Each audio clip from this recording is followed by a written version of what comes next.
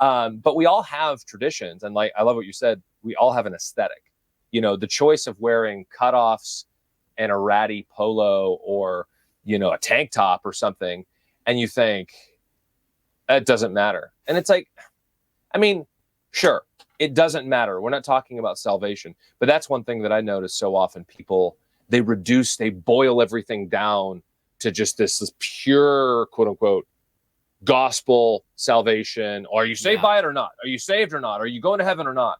And then it's like everything else is just whatever. And it's like, you don't even eat like that, bro. Like if you only cared about that, you would have, a certain amount of fat, protein, and carbs. That's it. You would never have sugar. You would never have celebrate birthdays. You would never eat a candy cane. Like you just wouldn't do those things. But you don't live your life like that. So why do we live our spiritual lives like that?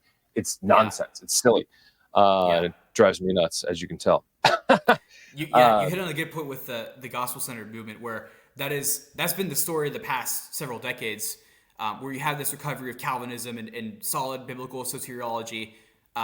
But then there are certain churches that just stopped right there. It didn't keep going. So you have like these mega churches, like I'm thinking of J.D. Greer Summit Church, that it's still basically just a mega church, but now it has Calvinism too. Whereas you have more families, churches that just kept going. When COVID came up, let's see what our forefathers had to say about political theology. How do we resist a tyrannical state? So I think that's the key is continuing to evaluate, what everything we see around us in light of Scripture, and then also all the faithful brothers and sisters through the ages who have thought carefully about things that they saw in their own day that apply to us.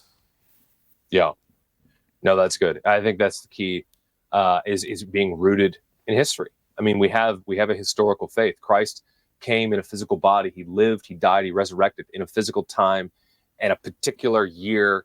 I say 30. Some people say earlier, some people say later. But